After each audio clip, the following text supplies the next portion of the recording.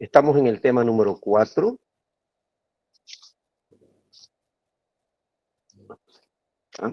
Estamos en el tema número 4 de Historia de Bolivia.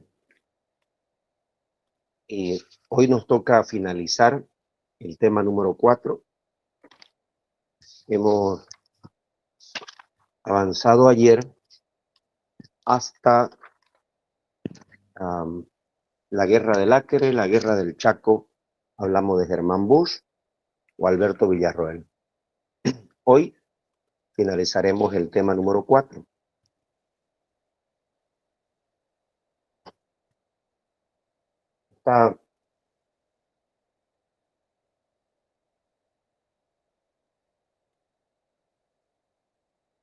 La señorita que hizo la consulta, ¿escuchó? Sí, Licen, muchas gracias.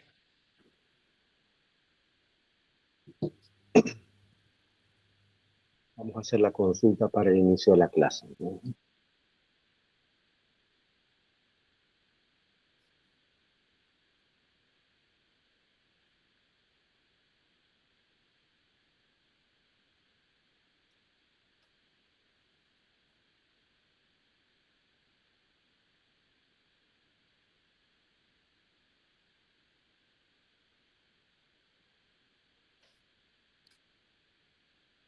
Vamos a comenzar la clase y voy a empezar a compartir y me dicen si se puede ver la presentación.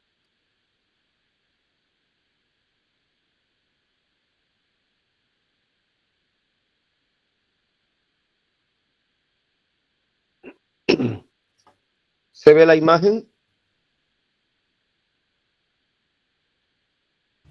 Sí, sí. Perfecto. Bueno, ahí quedamos ayer. Esa fue la última diapositiva. Hablamos qué era lo que había pasado con el 11% de las regalías petroleras que se que se dictaron con la ley de Germán Busch en 1938. Pues vamos a continuar. El punto 6 de nuestro tema es la revolución del 52, 1952. En abril del 1952 estalló una revolución en Bolivia, liderada por el partido político MNR o Movimiento Nacionalista Revolucionario. Este fue apoyado por las fuerzas de los mineros, por los obreros y por parte de los militares. Todas las revoluciones y transformaciones están metidos tiene que haber un apoyo de las fuerzas militares. Y sube al poder Víctor Paz Estenssoro y estuvo con la fuerza, en el gobierno con las fuerzas obreras organizadas en la Central Obrera Boliviana, lo que se llama la COP. Víctor Paz Estenssoro es presidente de la República de Bolivia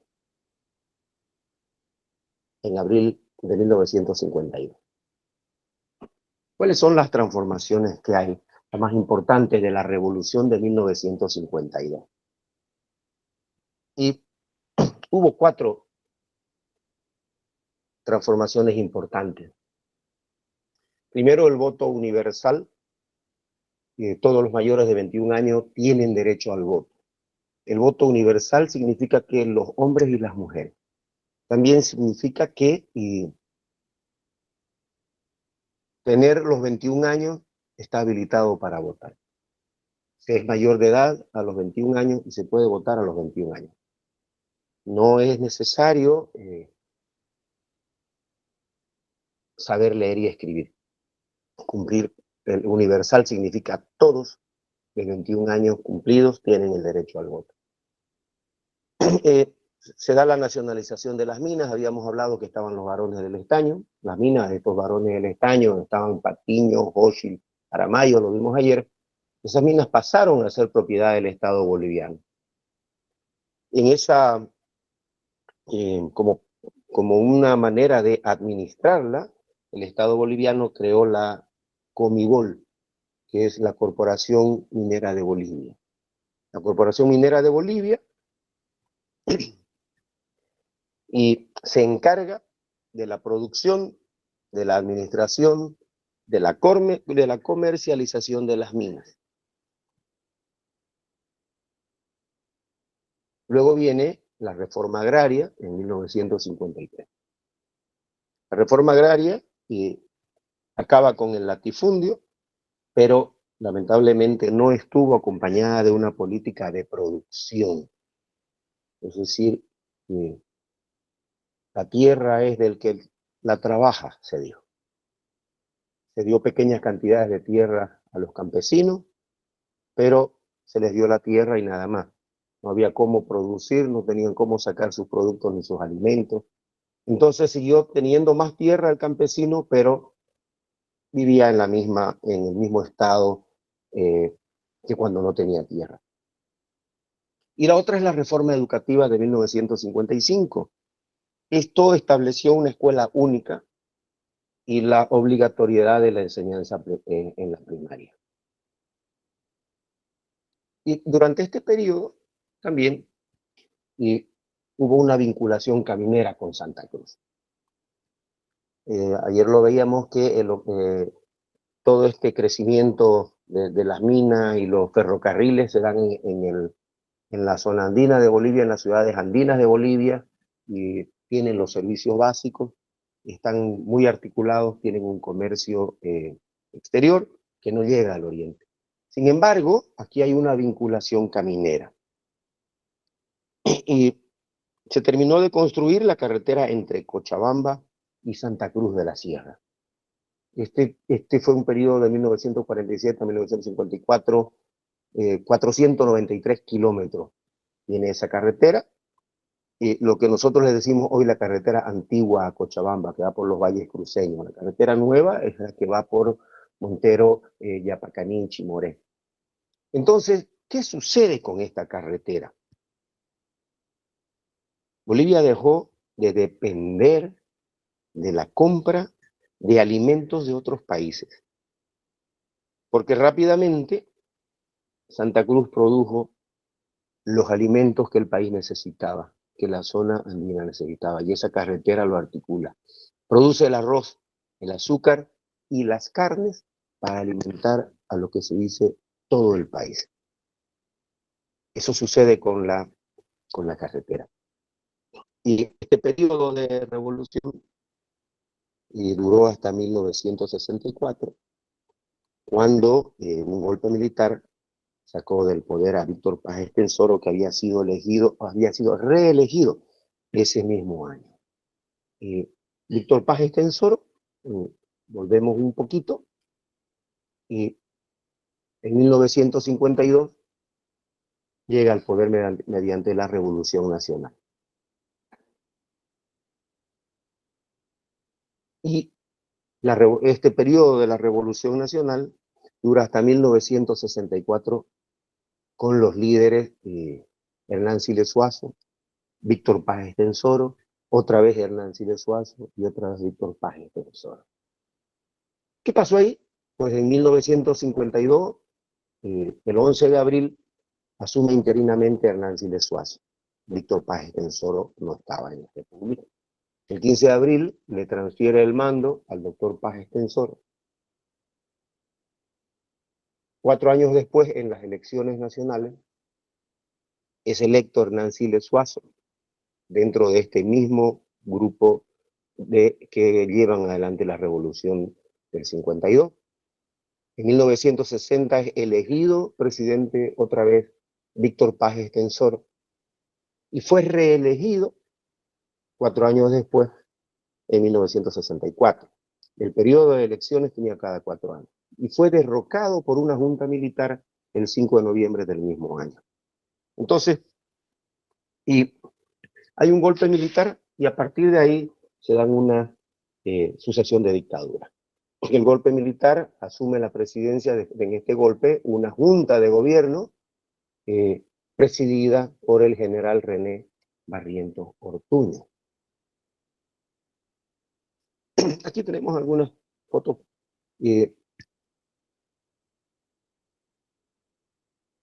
Hugo Ballivián era el presidente antes de la revolución, asume Hernán Siles Suazo, que entrega a los días a Víctor Paz Estenssoro, es elegido Hernán Siles Suazo, vuelve a ser elegido Víctor Paz Estenssoro y reelegido. Luego, René Barrientos, mediante un golpe de Estado, con una junta militar, asume la presidencia. De la dictadura a la democracia. Este periodo duró de 1964 a 1982. En 1964, como lo vimos anteriormente, René Barrientos asume la presidencia mediante un pacto militar campesino y reprimió todos los levantamientos de obreros y de mineros. ¿Qué es lo que hace Barrientos? Él asume para contrarrestar el poder de los obreros que apoyaban al movimiento nacionalista revolucionario, al MNR. El presidente Barrientos decide apoyar a los campesinos con un pacto militar. Y entonces reprime cualquier movimiento obrero y minero, Bolivia un país minero, todo lo que cualquier movimiento era reprimido. Aquí se conoce la masacre de San Juan, que es la represión más dura que hubo. Esto se da en una mina que es el campamento minero del siglo XX, en la mina en Cacay, que está en Yayagua. En este tiempo también, y en la parte del gobierno de Barrientos se inició la guerrilla de Ñancahuacé. Y esta guerrilla dura de 1966 a 1967. La guerrilla es liderada por el Che Guevara. La guerrilla también fue reprimida por el ejército boliviano. Hay una sucesión presidencial y luego asume otra vez el presidente Barrientos y fallece en un accidente aéreo. Entonces, asume la presidencia el vicepresidente Siles Salinas. Y Siles Salinas, el vicepresidente del general Obando, del general Barrientos, que ya había sido elegido democráticamente, cuando fallece René Barrientos, asume su vicepresidente de una manera constitucional, pero es derrocado en un golpe de Estado por el general Alfredo Obando. En 1966 hacemos un pequeño repaso. Barrientos es elegido presidente. Fallece en 1969 en un accidente aéreo y le sucede el vicepresidente Luis Adolfo Siles Salinas. Luego de 4 meses, él fue derrocado por el general Alfredo Obando. ¿Qué hace Obando durante su presidencia? Nacionalizó la Gula Oil Company y también durante su gobierno se inició otra guerrilla, la guerrilla de Teoponte, que también es reprimida por el ejército boliviano. Esa guerrilla duró 100 días y se da en el departamento de La Paz. Y ahí el líder de esta guerrilla de Teoponte es Osvaldo Peredo, conocido como el Chato Peredo. Y él llegó a ser concejal de Santa Cruz de la Sierra hace unos pocos años con el movimiento al socialismo. Y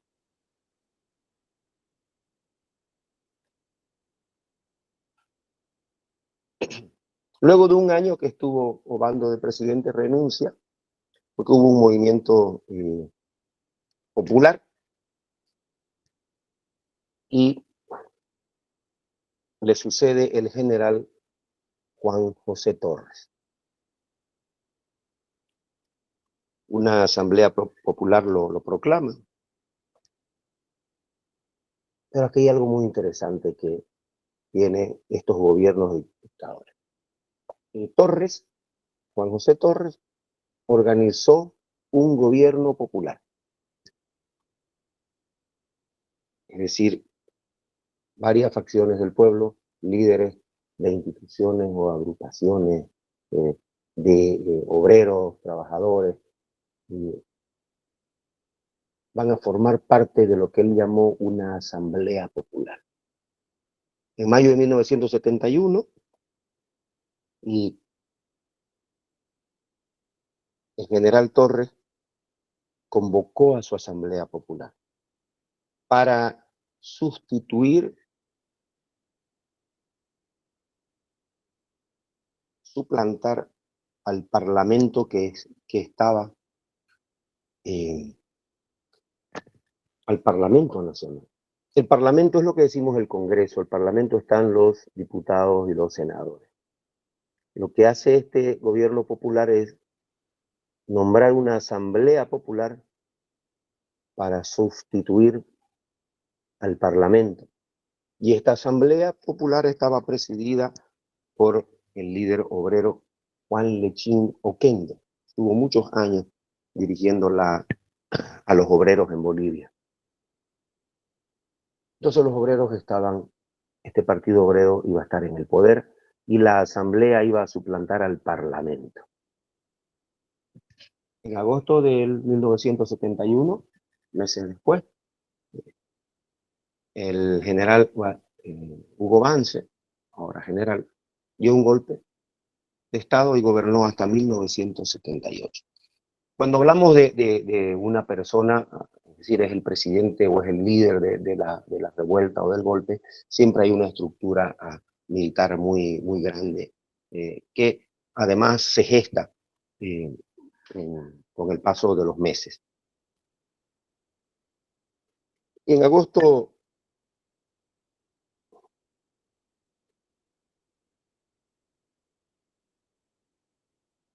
de 1971, Hugo Banzer da un golpe, es presidente. ¿Y qué es lo que hace Banzer? En la dictadura de Banzer suprimió las libertades civiles, prohibió los sindicatos, intervino en las universidades, entró el ejército a las universidades, porque ahí estaban los estudiantes que tenían ideas, siempre ideas de vanguardia.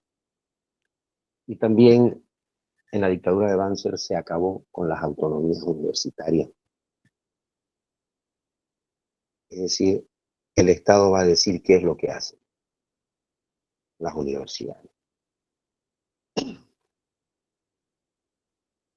Desde el punto de vista económico, Hugo Banzer modernizó Bolivia y estuvo muy favorecido por las exportaciones de los recursos naturales, como el petróleo y la minería.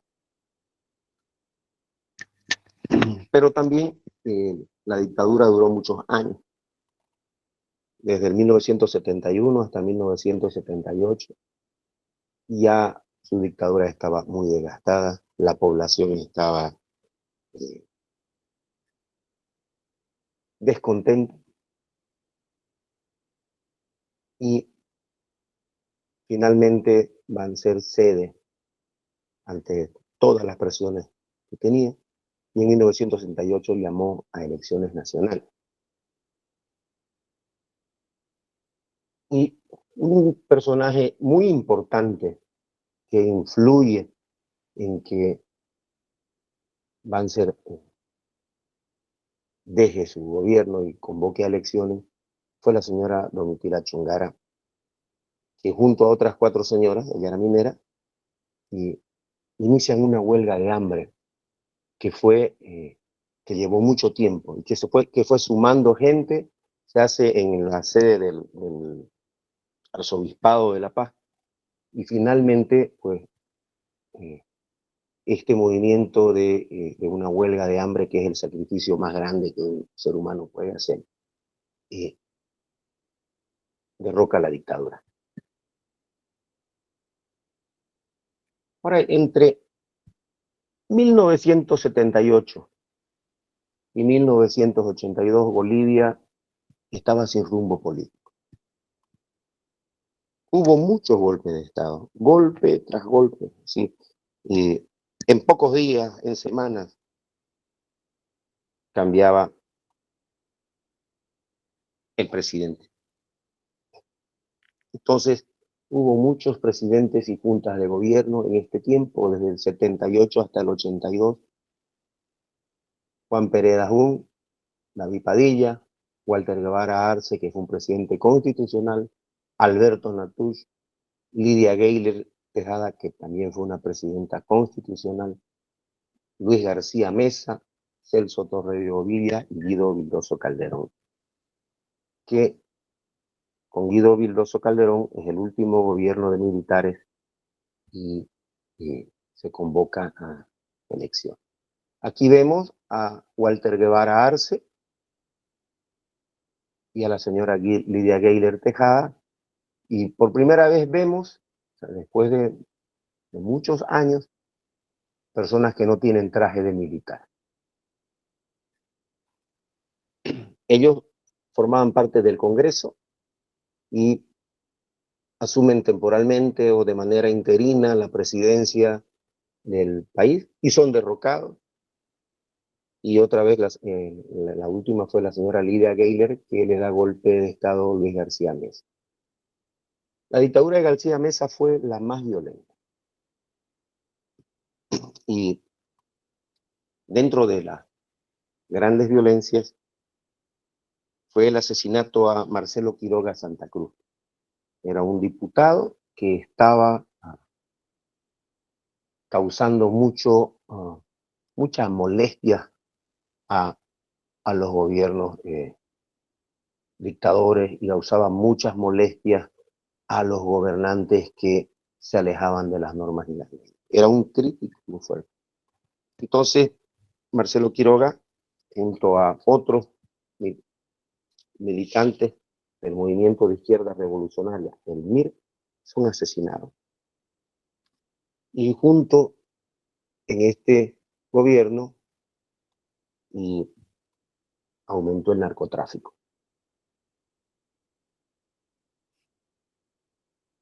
Más adelante finalizaron las dictaduras en 1982. Y aquí otra vez surge la sociedad civil organizada, el Comité Pro Santa Cruz, liderando a los demás comités cívicos del país, obligan al gobierno militar a convocar al Congreso elegido en 1980. ¿Qué había sucedido? Y el general Banzer convoca unas elecciones, hubo un fraude en esas elecciones, y estamos en unos golpes, hasta que en 1980 se llama una elección. Y en esa elección gana las elecciones el doctor Hernán Siles Suazo.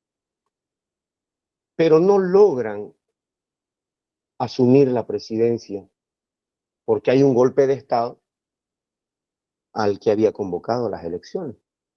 Y luego sucedieron estos golpes de Estado. Entonces, en 1982, luego de tantas presiones, hay unos cambios en los gobiernos militares y se obliga a los militares a convocar a esos congresistas que habían sido elegidos en 1980. La Constitución de ese entonces decía que el Congreso debía elegir al presidente de la República de entre los 3 candidatos más votados. El que había ganado las elecciones era Hernán Siles Suazo. Ya lo vimos, fue presidente en la Revolución de 1952.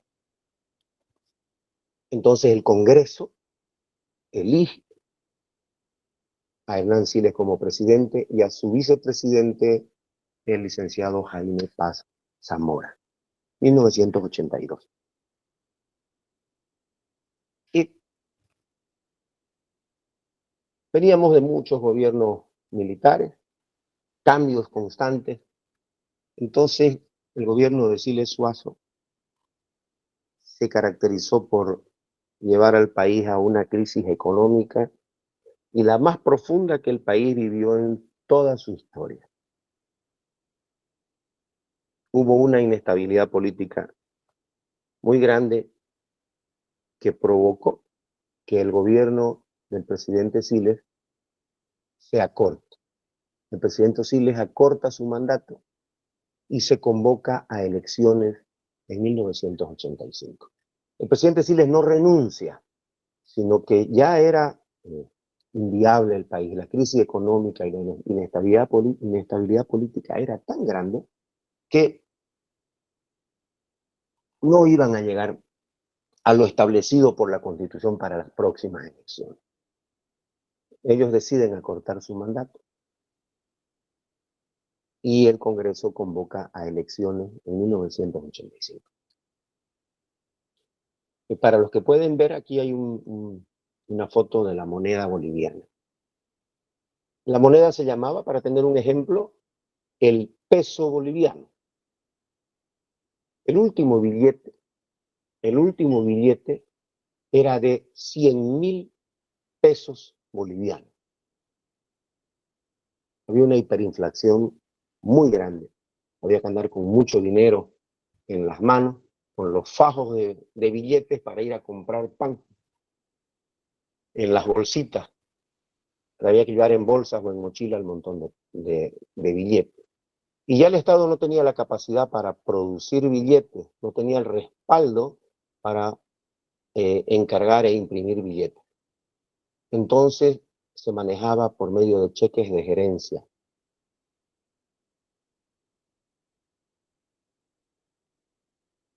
Este cheque, que tenemos acá en la foto para los que pueden verlo, y los que no, si tienen la posibilidad de después buscar billetes de Bolivia, van a encontrar que este cheque de gerencia vale 10 millones de pesos bolivianos.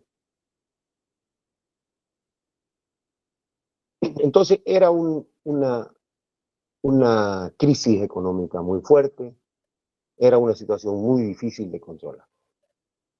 En 1985 hubo elecciones, las que había convocado el Congreso.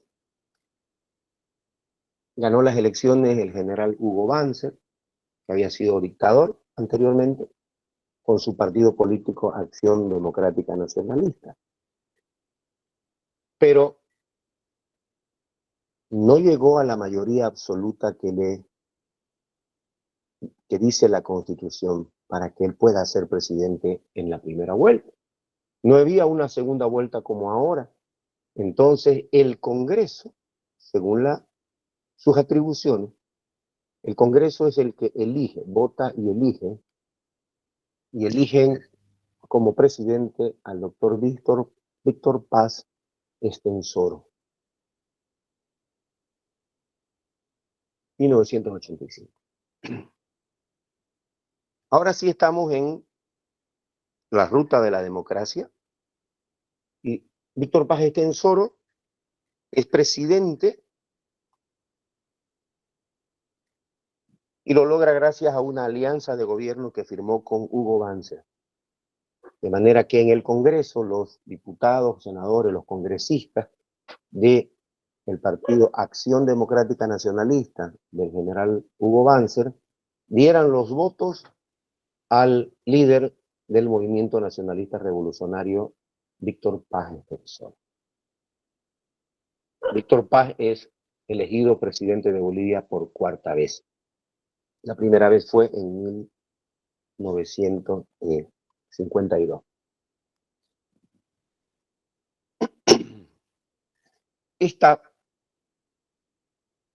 Esta forma de llegar al gobierno se llamó Pacto por la Democracia, firmado entre Acción Democrática Nacionalista y Movimiento Nacionalista Revolucionario. Y este pacto era para salir de esa crisis profunda, de esa crisis económica a la que había llegado el país. El presidente Víctor Paz promulgó el decreto 21060. ¿Qué hace el 21060? Dentro de los grandes cambios, redujo el déficit fiscal. Es decir, no vamos a salir para atrás, no vamos a perder mucho, vamos a perder menos, pero no tanto. Y hay que hacer estrategias para recuperarlo. Primero es no perder mucho. ¿Qué hace? Disminuye el gasto público. Es decir, vamos a reducir todos los gastos que tienen las empresas, los empleados, los funcionarios, todo lo que tenga que ver con pago que tenga que hacer el Estado, se debe disminuir al mínimo. El discurso del presidente fue: Bolivia se nos muere. Y tenemos que hacer todos los ajustes y esfuerzos posibles para salir adelante. Congeló los sueldos, congeló los salarios, es decir, no se va a aumentar el sueldo a ni uno de los empleados del Estado. Así estemos en una crisis muy alta, vamos a hacer todos los esfuerzos. No se aumenta el sueldo a nadie. Pero sí incrementó el impuesto a los hidrocarburos. Cuando vendemos, y los que producen o los que están explotando nuestros hidrocarburos van a tener que pagar más. Y también hizo una reforma tributaria. La reforma tributaria significa que las empresas también tienen que modificar las formas de pago que tienen. Se incorporan los impuestos, el impuesto al valor agregado. Nace de esta gran reforma. La nueva política económica del gobierno de Víctor Paz y Tensor estabilizó la moneda, controló la hiperinflación, es decir, los precios se iban volando todos los días, todo subía, todo cambiaba de manera incontrolable. No se sabía qué iba a pasar mañana. Entonces, esta nueva política económica, este gran esfuerzo que proponía el gobierno, controló la hiperinflación y también hace una liberación del mercado, promovió la liberación del mercado. Es decir, las compras y las ventas a la empresa, a los nacionales. Vamos a promover mejores formas de producción, mejores acceso a las ventas y a los mercados internacionales. Entonces, la nueva política económica traía grandes ajustes, pero también traía ilusiones, traía nuevas esperanzas porque se empezó a ver que la inflación empezó a controlarse. En lo social sí hubo grandes cambios. Despido de trabajadores públicos. Se despidió a mucha gente porque el Estado tenía que disminuir su gasto. Un gran número de trabajadores de las empresas estatales, por supuesto. Los mineros fueron los más afectados. Se cerraron empresas mineras. Se cierra la Comibol, la Corporación Minera de Bolivia, y toda esa gente quedó desempleada. Entonces a esa gente el Estado no le pagaba, entonces iba a tener un poco más de alivio, pero a costa de una carga social muy alta. A esa forma, a ese proceso de despedir gente de las grandes empresas del Estado y cantidades muy grandes, se llamó relocalización. Vamos a relocalizar a las personas que hemos despedido. Le vamos a dar un espacio donde ellos puedan ir a producir. Entonces, se crea el programa de desarrollo alternativo. Ese programa de desarrollo alternativo significa que las familias que eran antes mineros que trabajaban las minas, que explotaban las minas, van a ser movidas a otro territorio, van a ser relocalizadas, se las va a localizar en otra parte donde puedan dedicarse a producir lo que la tierra ahí tiene. Entonces este programa de desarrollo alternativo pues traía el cultivo de frutas como piña, té, banana. Hay una migración muy grande hacia la zona del trópico cochabambino, hacia la zona de Santa Cruz y a la zona del norte del país. Entonces, cantidades grandes de familias llegan, son relocalizadas para trabajar la tierra, para dedicarse a otro tipo de actividad, con la esperanza de que esa producción va a ayudar al país, va a alimentar al país y de que además le va a ser una forma de vida a las personas que habían perdido su empleo. Y para reducir el narcotráfico se promulga la ley 1008. La ley 1008 contra el narcotráfico, que sigue en vigencia. Esta ley 1008 es contra la producción, elaboración, comercialización y consumo de droga en Bolivia. Y el Estado empieza a combatir el narcotráfico. Licenciado, hablando así lo del narcotráfico, se me vino a la mente, me acabo de recordar, yo escuché que había un narcotraficante que iba a pagar la mitad de la deuda de Bolivia si lo liberaban a su hijo. ¿Es eso verdad o no? Mire, yo lo que les pido es que nos enfoquemos en el examen que ustedes van a dar, que nos enfoquemos en eso. Y hubo narcotraficantes, muchos narcotraficantes. En Bolivia estaba el rey de la cocaína y habían muchas historias, leyendas y cuentos entre los narcotraficantes contra el Estado. Decían de todo, pero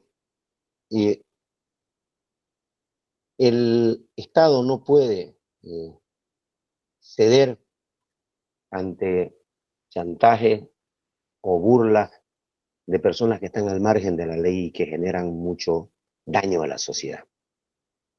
Hay muchas historias en diversos países y relacionado a lo que usted le han dicho. Pero vamos a enfocarnos en qué pasó con Bolivia. No creo que le pregunten eso en el examen. Vamos a avanzar.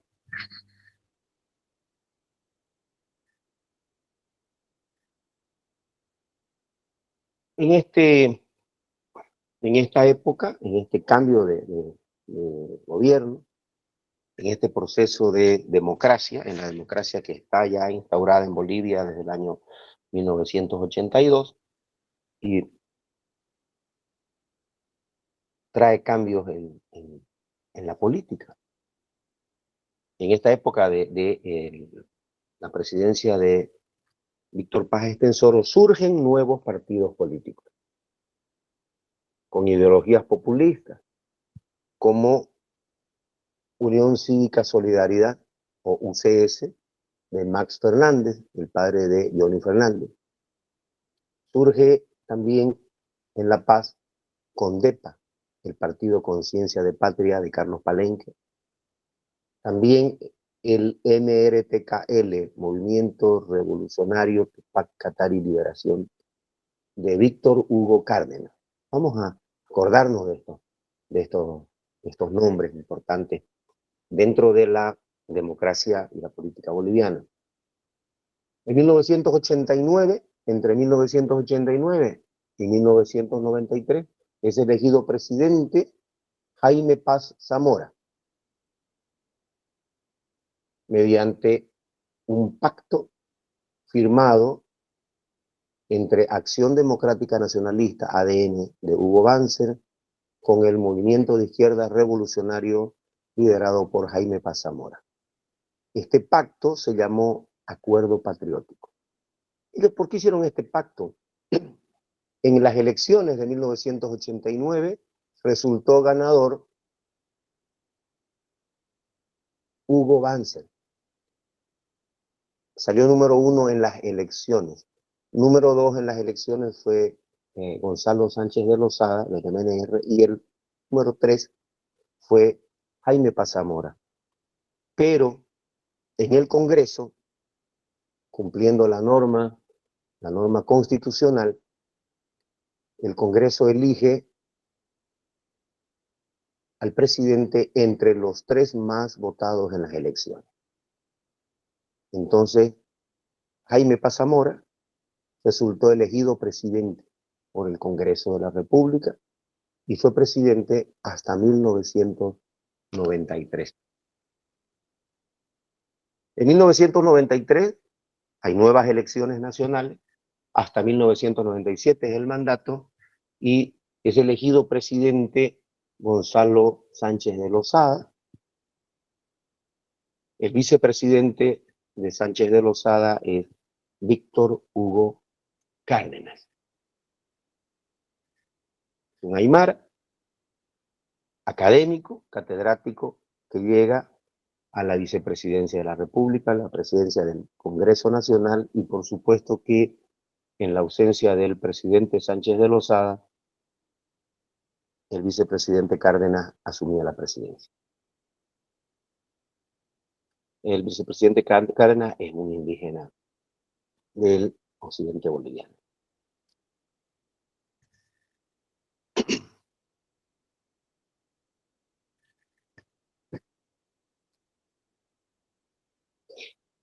El gobierno de Gonzalo Sánchez de Lozada,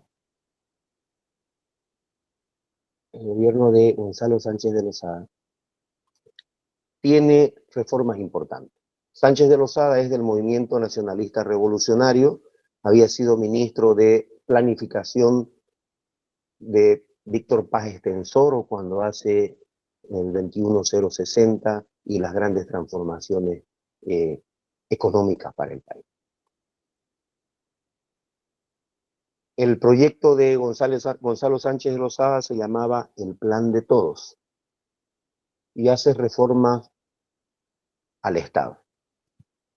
¿Qué hace? Lo que estaba establecido en el Plan de Todos es, primero, una reforma constitucional. Y la Constitución dice que Bolivia es un país, en el artículo 1, plurinacional y multiétnico. Plurinacional significa que hay muchas naciones y multiétnico significa que hay muchas etnias. Por ende, cada una de estas naciones y de estas etnias tiene su propia cultura, tiene su propia lengua, sus propias tradiciones y costumbres. Otro de los cambios que hay es la edad de la votación. Antes teníamos a los 21 años y el voto se baja a los 18 años. Y con ello también se transforma la mayoría de edad. Antes éramos mayores de edad a partir de los 21, ahora somos a partir de los 18 y podemos votar en todas las elecciones. Otra de las reformas que hace es que el mandato presidencial será de 5 años. Anteriormente, las elecciones se realizaban cada 4 años, en la anterior constitución. En esta reforma constitucional, el mandato presidencial es de 5 años.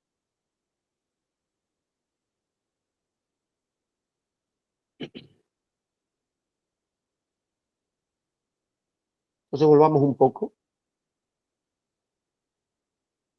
Cuando viene la democracia después del año 1982, hay unas elecciones en el año 1985. Ese periodo trae nuevos partidos políticos. Surge UCS, con DEPA de Carlos Palenque, que está mucho tiempo con sus diputados, senadores, y que también llega a ocupar la alcaldía de la ciudad de La Paz, de otras alcaldías.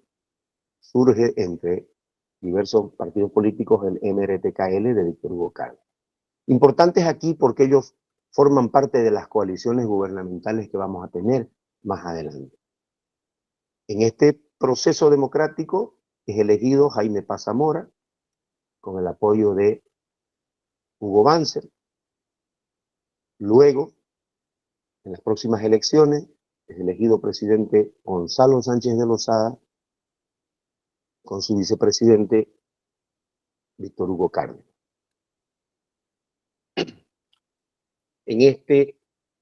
En la presidencia de Gonzalo Sánchez de Lozada se caracteriza por el plan de todos. Las reformas que tiene son las reformas de la Constitución, donde establece que Bolivia es un país plurinacional, multiétnico, la edad de votación a partir de los 18 años, el mandato presidencial a partir de 5 años, y se crea como algo novedoso para defender la democracia, se crea el Tribunal Constitucional y el Consejo de la Judicatura. Esto es son dos instituciones que van a mejorar la democracia. El Tribunal Constitucional para ver problemas de interpretación que tengan sobre la Constitución Política del Estado, para analizar las leyes que se puedan dar y que estén usurpando funciones o estén en contra de la Constitución Política del Estado. Y el Consejo de la Judicatura, que va ligado a lo que es todo el poder judicial. Hubo leyes importantes en el gobierno de Gonzalo Sánchez de Lozada. Sí, la ley de la capitalización y la capitalización es inyectar capital a las empresas del Estado. Las empresas del Estado se transforman en empresas mixtas. Ya el Estado no es dueña total de la empresa, sino que va a tener una inversión privada a estas grandes empresas estratégicas del Estado. ¿Cuáles son esas empresas? ¿Cuáles fueron? Yacimientos Petrolíferos Fiscales Bolivianos, Empresa Nacional de Telecomunicaciones, la que decimos que es Entel, el Lloyd Aéreo Boliviano o el LAB, esta era la línea aérea bandera de Bolivia, que hasta 2006 era la línea importante de Bolivia y muy importante en Sudamérica. Tenía muchos vuelos nacionales, cubría todo el país, vuelos internacionales, todas las rutas a todos los países limítrofes, a Estados Unidos, más Europa, iba hasta España. Entonces era una empresa estratégica y grande del Estado, el Lloyd Aéreo Boliviano. Y ENDE, que es la Empresa Nacional de Electrificación. Estas empresas reciben capitales extranjeros, inyecciones extranjeros, y con ello viene una apertura para la explotación de los hidrocarburos, para las telecomunicaciones. Acá aparecen las empresas Tigo, Telecel, las telefónicas celulares, todas las empresas internacionales vienen a partir de esta apertura que hay con espacios mixtos que brinda, es decir, los espacios del Estado ahora pueden ser explotados no solamente por las empresas públicas de Bolivia, sino con otras, por supuesto, con normas. La electrificación para llegar a todas partes, porque se necesitaba inyectar capital para construir torres y que los cables lleguen a muchos lugares del país. ¿Qué trae en estas leyes también? Otras leyes, la descentralización administrativa. Todo estaba centralizado en La Paz. ¿Qué es lo que hizo la descentralización administrativa?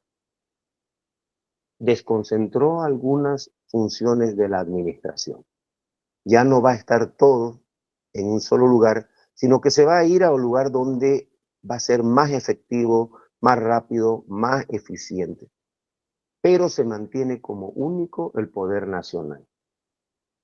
Se descentralizan algunas funciones para una mayor efectividad. La ley de la participación popular, la ley de participación popular, ¿qué es lo que hace la ley? Divide al país en municipios y los dota de competencias, recursos y gobierno. Antes de la ley de participación popular estaban los departamentos con el prefecto que era designado, es decir, el presidente lo nombraba. El presidente decía, yo quiero que el prefecto de Santa Cruz sea el señor X.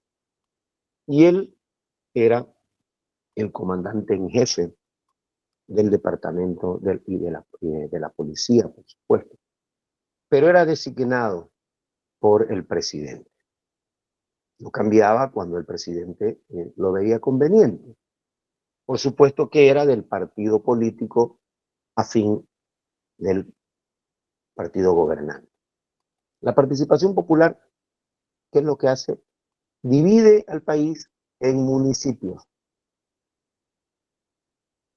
y les da competencia, significa que ellos pueden recaudar, pueden administrar el territorio, ellos pueden poner normas propias, les da recursos y les da gobierno. A la alcaldía de Santa Cruz, por ejemplo, le decimos gobierno municipal autónomo, gobierno departamental autónomo al departamento. Pero vamos a ver qué pasó acá. Entonces se divide al país en municipios y entonces, ¿qué es lo que pasa? Los recursos económicos llegan directamente al municipio según el plan o propuestas que ellos presentan al Tesoro General de la Nación. Y la participación popular les va entregando recursos permanentemente. Hay una reforma educativa. Se incluye en esta reforma educativa la educación primaria hasta octavo y la enseñanza intercultural bilingüe. Se tienen que crear libros del Estado para que en las poblaciones donde la lengua madre no es el castellano, pues se pueda trabajar con la lengua madre como una lengua oficial. Y se crea el Bono Sol,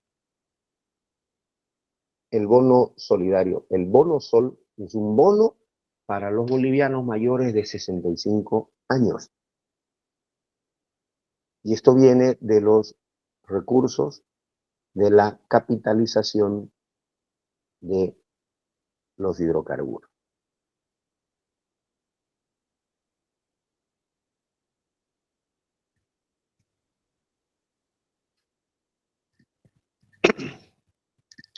¿Me están siguiendo hasta acá, estimados jóvenes?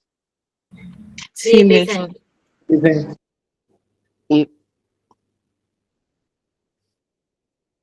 Y acá se continúa con el proceso democrático. Cada 5 años tendríamos que elegir un presidente. En 1997 asume la presidencia el general Hugo Banzer Suárez.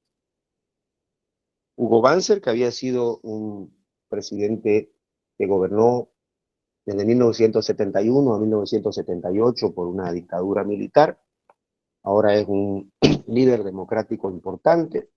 Hemos escuchado que la presidencia, la cuarta presidencia de Víctor Paz Estenssoro se logra por un acuerdo firmado entre Hugo Banzer, el ADN y el MNR, pero quien había ganado las elecciones en las urnas había sido Hugo Banzer, mas no tenía la mayoría absoluta que le exigía la ley. También Hugo Banzer es el que viabiliza la elección presidencial de Jaime Paz Zamora. Entonces tenía una aceptación importante en el electorado. Entonces Hugo Banzer es presidente, ahora sí de una manera democrática, en 1997. Su vicepresidente era Jorge Quiroga Ramírez, al que conocemos como Tuto. El presidente Banzer enferma y renuncia a la presidencia de la República y le sucede constitucionalmente Jorge Quiroga Ramírez. En 2002 hay nuevas elecciones. El presidente es Gonzalo Sánchez de Lozada. Después de un gobierno que tuvo muchos conflictos, renuncia a Gonzalo Sánchez de Lozada y le sucede su vicepresidente Carlos Mesa Gisbert, que había sido un periodista muy destacado, muy prominente y escritor. Él va de candidato a vicepresidente con Gonzalo Sánchez de Lozada. ¿Y qué pasó acá? Este gobierno, la segunda presidencia de Gonzalo Sánchez de Lozada, tiene que enfrentar muchas crisis. La Guerra del Agua, que es un movimiento popular que se da en Cochabamba. Tenían problemas con una empresa que se había adjudicado la venta del agua. Una transnacional administraba el servicio del agua potable en Cochabamba. Y ese fue un problema muy, muy importante que tuvo que enfrentar la presidencia de Gonzalo Sánchez de Lozada. En el año 2003 tiene que enfrentar dos procesos importantes. Estos procesos importantes son movimientos de la sociedad civil.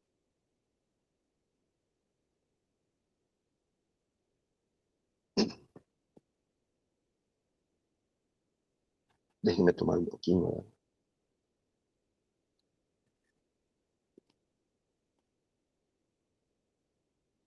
En febrero del 2003 hay un levantamiento popular porque había una subida de impuestos y este levantamiento popular es contra la subida de los impuestos. Y en octubre se da un enfrentamiento que se llamó la Guerra del Gas. Estos dos procesos de levantamientos populares, la Guerra del Gas y la Guerra del Agua, marcaron esta presidencia, este periodo. Hubo en esa Guerra del Gas 58 muertos. Y el presidente Gonzalo Sánchez de Lozada renuncia. Se va del país. Y está en Estados Unidos desde aquel momento. Carlos Mesa asume la presidencia y tiene que enfrentar un proceso mucho más duro. Las demandas de autonomía del departamento de Santa Cruz. ¿Qué demandaban? Autonomía. No llegaba la autonomía que estaban en las normas y que tenían los municipios. No teníamos las autonomías departamentales, no llegaban las competencias. Entonces se hacen dos cabildos multitudinarios en el Cristo. Y los cabildos lograron la elección de los prefectos. Con la recolección de 500.000 firmas, se logró un referéndum sobre las autonomías de los departamentos. Fue un proceso muy largo, de mucha lucha. Los comités cívicos, las universidades, la sociedad civil. Hasta que el presidente Carlos Mesa tiene que ceder a estos cabildos y procesos en las demandas de la autonomía del departamento de Santa Cruz. En el año 2005, Carlos Mesa renuncia, luego de unos conflictos importantes en el país. Y se da una sucesión constitucional y quien ocupa la presidencia es el doctor Eduardo Rodríguez Bercé, que era el presidente de la Corte Suprema de Justicia. Ese es el poder, el poder que está en Sucre, en la ciudad de Sucre. Cuando Carlos Mesa renuncia, la línea constitucional era que debería asumir el presidente de la Cámara de Senadores, y hay una revuelta popular muy grande que no deja que Ormando Bacadíes asuma la presidencia, no deja que el presidente de la Cámara de Diputados asuma la presidencia, y hay unos días de muchas luchas. Entonces, con la intervención de la Iglesia Católica se hace un diálogo, y los dos que estaban en la línea constitucional para suceder a Carlos Mesa renunciaron a asumir esos cargos. Entonces va directamente a Eduardo Rodríguez Belcé, presidente de la Corte Suprema de Justicia. Aquí el tema de la elección de los prefectos era que el prefecto era designado por el presidente, entonces obedecía al presidente, a los intereses del partido político gobernante. Sin embargo, la lucha por la elección del prefecto es: nosotros queremos elegir al nuestro para que luche por las necesidades del departamento. Al final se logró la elección de los prefectos. Todos los departamentos, luego de estas luchas, eligieron su prefecto, y después la nueva constitución trae el cambio de prefecto a gobernador, también elegido ya por cada departamento.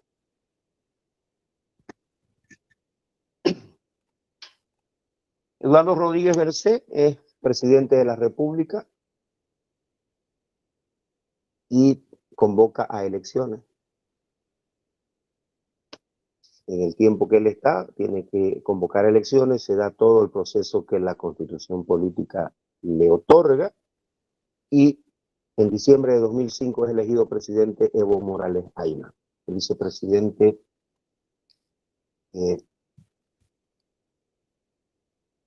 García Linera. En 2006, durante ya la presidencia de Evo Morales, se realizó un referéndum por las autonomías departamentales, la que les mencionaba anteriormente. También se eligieron a los representantes de cada departamento ante la Asamblea Constituyente. Y Evo Morales convoca a una Asamblea Constituyente, y sale la Constitución que tenemos actualmente. Es decir, que se eligió a los representantes de los departamentos para que se reúnan en la ciudad de Sucre y trabajen en una nueva constitución para el país. Tuvo sus tiempos, tuvo sus problemas, pero la constitución se logra promulgar. En el año 2009, mediante un referéndum, es decir, fuimos los ciudadanos a votar por el sí o por el no, si estábamos de acuerdo o no con la constitución que se había redactado en esta Asamblea Constituyente. Y la mayoría aprobó la Constitución Política del Estado. Evo Morales fue reelecto presidente en 2009 y en 2014. ¿Por qué fue reelecto presidente en 2009 y en 2014? Bueno, aquí es interesante. Evo Morales llega a la presidencia por primera vez en el año 2005 mediante las elecciones nacionales con todos los derechos que le da la Constitución Política del Estado que estaba vigente anteriormente. Es presidente de 2005 constitucional. Luego del referéndum, la constituyente, la nueva constitución, el referéndum por la constitución, y se cambió el nombre En este referéndum se aprobó la nueva Constitución Política del Estado y la República de Bolivia se convirtió en el Estado Plurinacional de Bolivia. Esta Constitución considera un país plurinacional formado por 36 pueblos o 36 naciones originarias, y también reconocen como idioma al castellano y a los idiomas de los 36 pueblos originarios. Entonces estamos en una nueva constitución y de lo que se llamó el Estado Plurinacional de Bolivia. El presidente Morales va a ser elegido en 2009 con esta nueva constitución. Y la constitución dice que uno puede ser reelegido. Entonces, usando ese derecho, es que en 2014 se presenta a las elecciones y es reelegido como presidente del Estado Plurinacional de Bolivia. ¿Me están siguiendo hasta aquí? Sí, Liz. Licenciado. Ok. Sí. La constitución que estaba hasta el 2004 decía que uno puede ser elegido presidente primero cada 4 años y después cada 5 años. Pero no podía ser reelegido. Para ser elegido nuevamente tenía que esperar un periodo constitucional.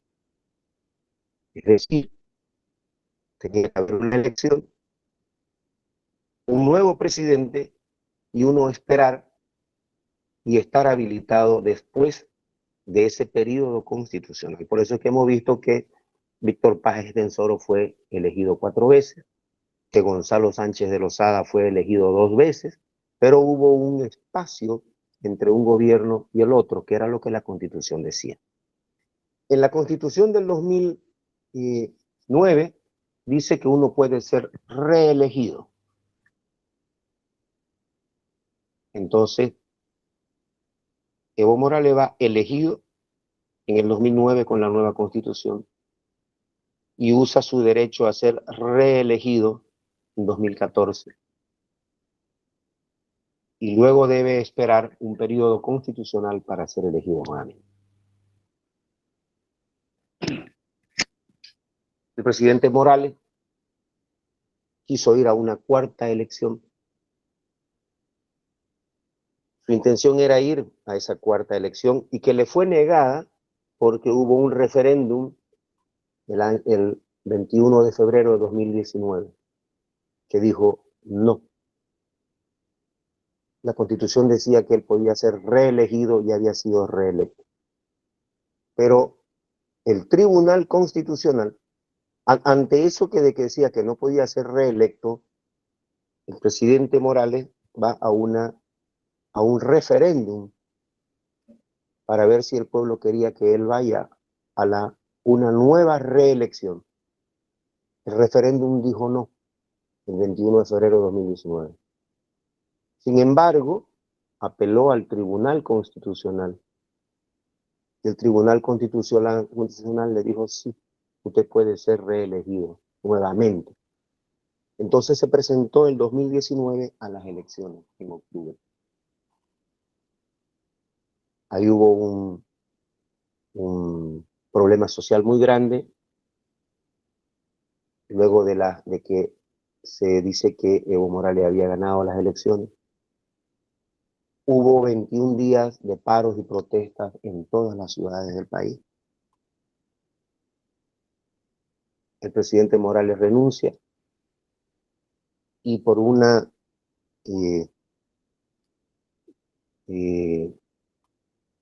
transición constitucional se posesionó a Yanine Áñez como presidente. Yanine Áñez era senadora de la República de Bolivia.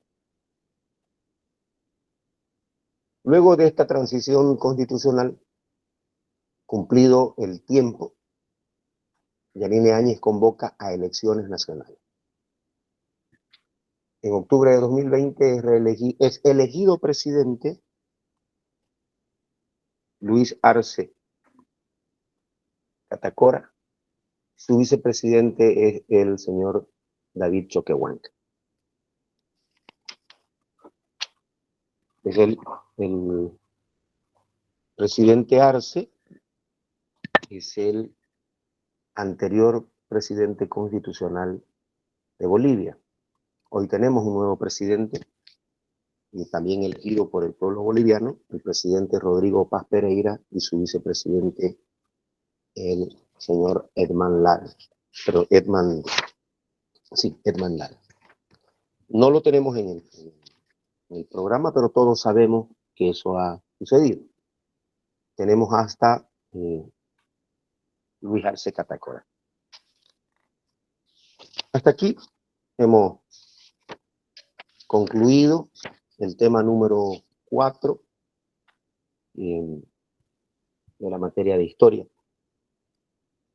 Nos queda la próxima semana abordar el tema número 5.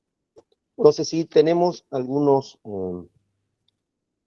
consultas sobre el tema visto hoy, algunas dudas, algunos apuntes que lo tengamos, que no hayan podido realizarlo. Por favor, estoy atento a sus consultas. Nos queda un buen tiempo para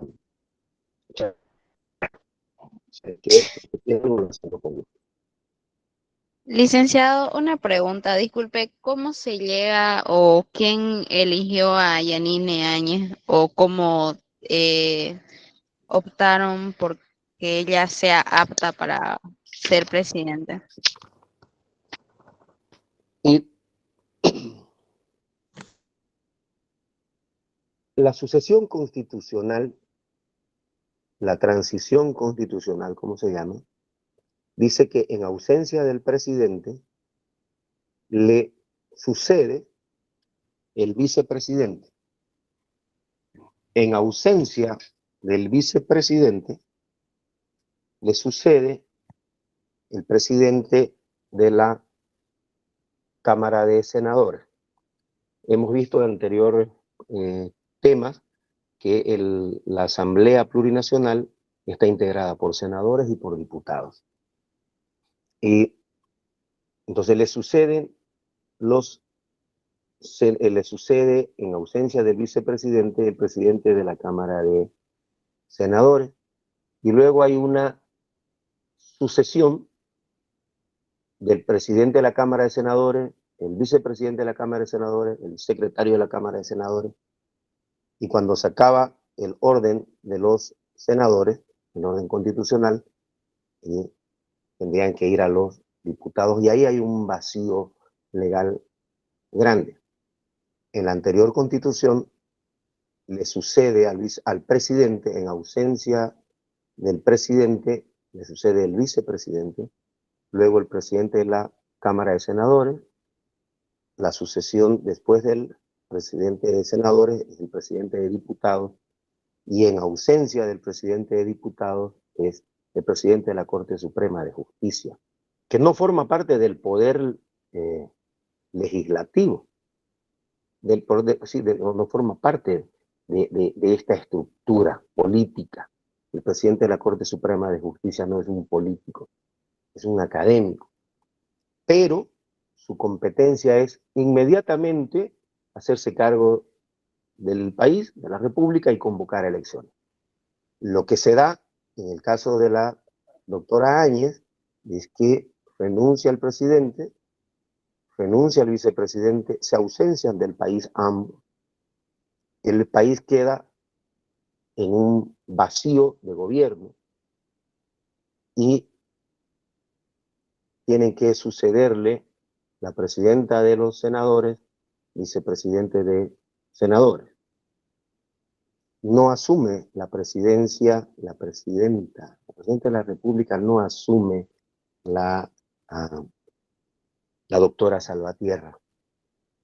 No asume el vicepresidente, que no tengo su nombre aquí, y en esa línea constitucional quien debe asumir la presidencia es la doctora Áñez, que era senadora de la República. Ese es el orden. En las normas que dicen los juristas, yo aquí estoy hablando de historia, ¿no?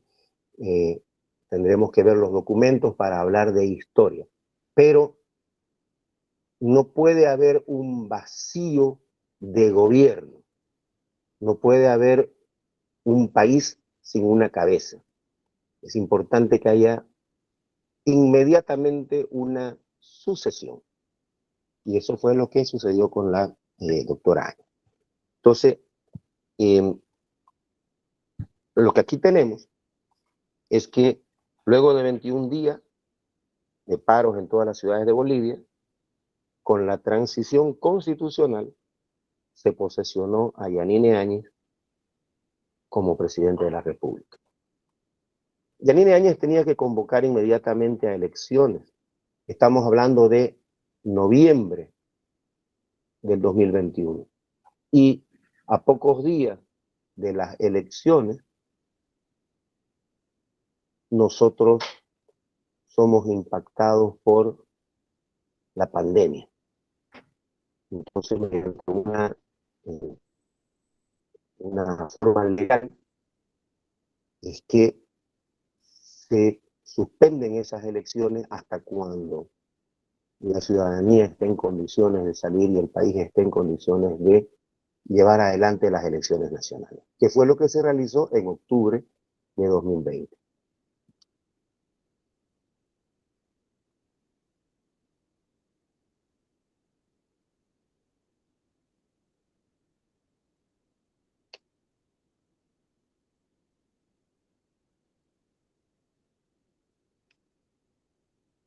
¿Aló? ¿Estamos aquí? Creo que se me... Sí, licenciado, gracias por contestar mi Bueno, pregunta.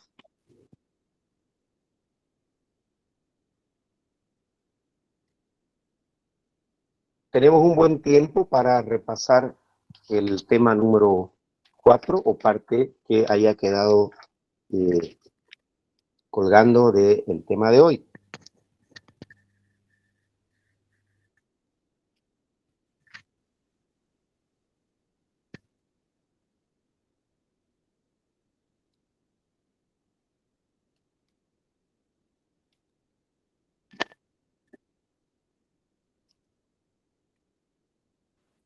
Profe, Dígame, señorita Angélica. todo lo que nos mostró fue el orden de todos los presidentes y vicepresidentes de Bolivia, ¿no? Perdón, no entiendo, no escucho bien tú. De todo lo que se avanzó y más fue el orden de los presidentes y vicepresidentes de Bolivia, ¿no? Sí. Y también nos va a mostrar, o sea, el orden de los gobernadores. No la escucho bien. Alguien puede, no sé si es mi Los micrófono. gobernadores, el orden de los gobernadores, los que gobernaron.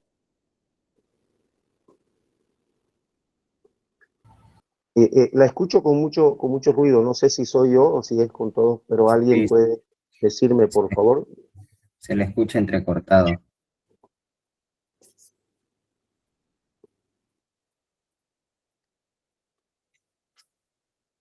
Licen creo que está preguntando sobre ese Eduardo. Si lo puede escribir, por favor, porque hay un eco en su... Yo siento un eco en lo que usted habla, entonces no entiendo lo que me está consultando. Ella habla de los presidentes bolivianos, lo que había en el tema 4, a eso se refería.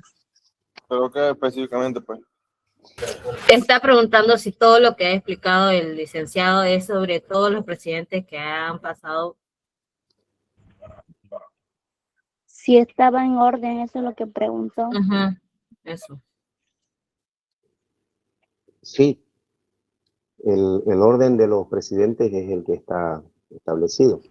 ¿Usted tiene Sí. alguna duda?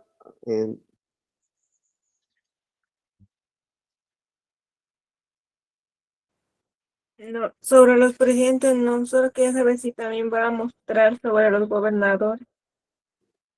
De los gobernadores. Sí, eso tengo la duda. No, mire, en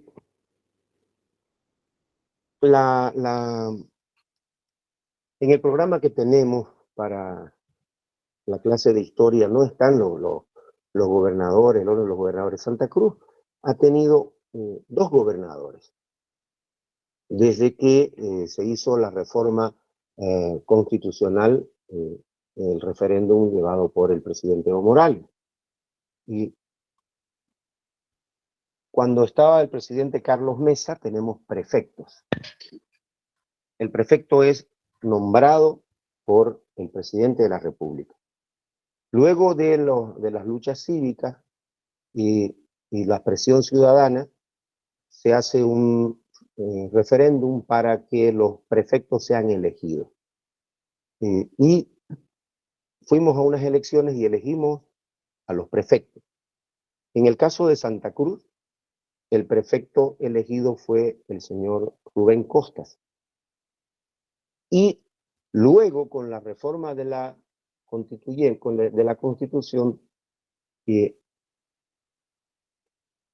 se cambia el nombre de prefecto a gobernador.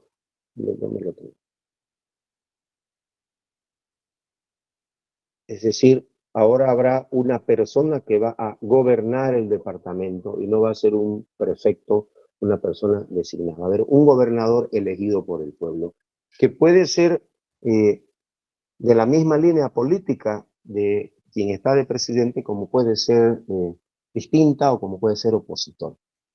Lo mismo pasa con las alcaldías. Entonces, en el caso de Santa Cruz, el primer gobernador elegido después en la nueva constitución, fue el señor Rubén Costa, que había sido prefecto elegido anteriormente.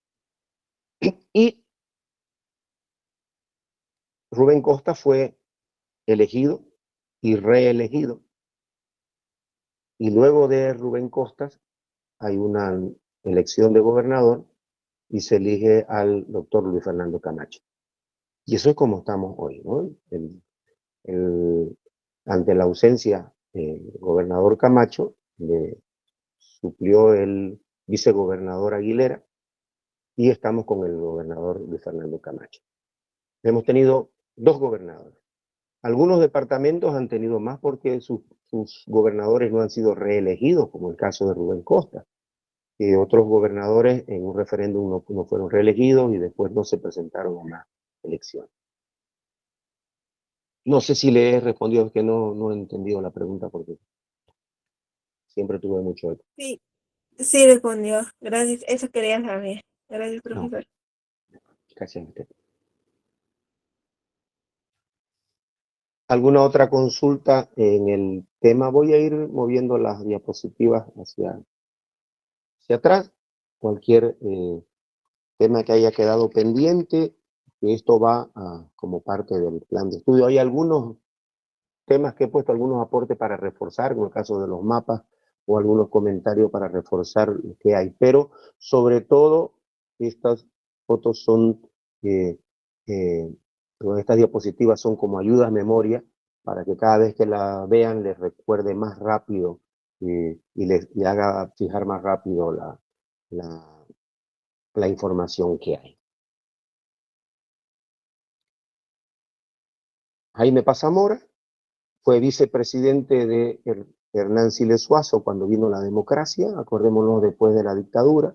El Congreso el Congreso elige a Hernán Siles Suazo como presidente porque él había ganado las elecciones. Y su vicepresidente era Jaime Paz-Zamora, que luego fue presidente en el año 89. El licenciado Jaime Paz-Zamora es el padre del actual presidente Rodrigo Paz Pereira. En Bolivia en Democracia, el decreto 21060 trae grandes transformaciones en la política, controló la hiperinflación de la que veníamos. En lo social hubo muchos despidos de los trabajadores de las empresas estatales y se crea el proceso de relocalización para darle un programa de desarrollo alternativo.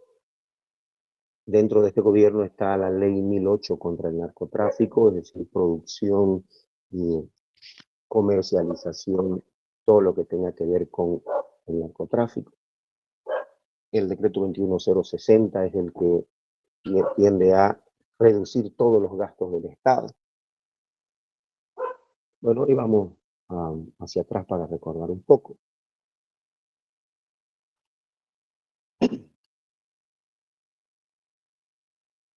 se da después de la dictadura de Banzer, de 1971 al 78, hay una sucesión de gobiernos de golpe, gobiernos de facto. Hubo dos presidentes constitucionales, que fue también por sucesión constitucional, el doctor Walter Guevara Arce y la doctora Lidia Gayler Tejada. Los demás fueron golpes militares siempre fuertes. El más duro, la más violenta fue la dictadura de García Meza.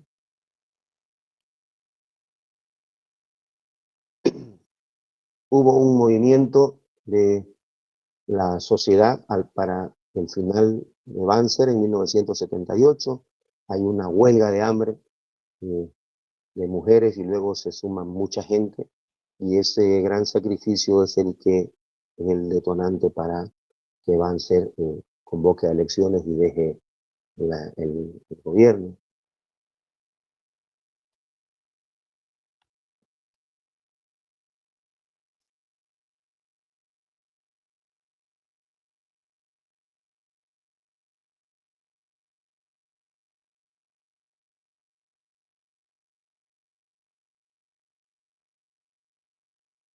Uno de los temas importantes de la revolución del 1952 es la vinculación caminera con una carretera entre Santa Cruz y Cochabamba, y eso nos une con el resto del país porque ya había una articulación carretera, y hemos visto de ferrocarriles también en la zona andina de Bolivia. Esto trae el crecimiento agropecuario en Santa Cruz, una migración muy grande de personas del interior del país, y Bolivia, con esta carretera, Bolivia dejó de comprar alimentos porque lo puede producir el boliviano esencialmente desde Santa Cruz. Este es el tema que teníamos pendiente, la revolución del 52, y la parte final del tema número 4, que era de la dictadura a la democracia. Algunas consultas sobre el tema de hoy o lo visto en el tema número 3.